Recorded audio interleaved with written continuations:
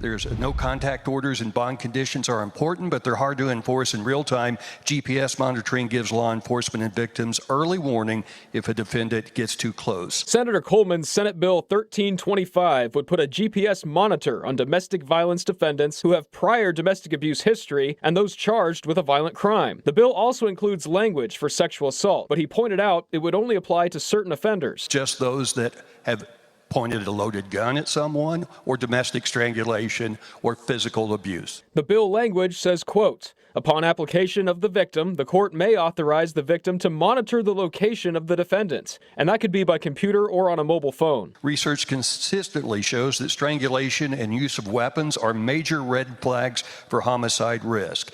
The bill also calls for the defendant to pay the costs of the ankle monitor and supervision fees. But Senator Goodman asked what happens if that defendant can't afford to pay. If the third party does nothing, then how do we get the monitoring system on that individual? The monitoring system is to be paid for by the individual. If they don't pay for the monitoring system, they will not be released on bond. That means the person would stay in jail, but if passed, the bill also notes the ankle monitor would alert law enforcement if an abuser gets within a certain proximity to a victim. Some lawmakers want to make sure this system would not be used too much. How do we determine that mandatory GPS monitoring in every case is not an excessive condition of release?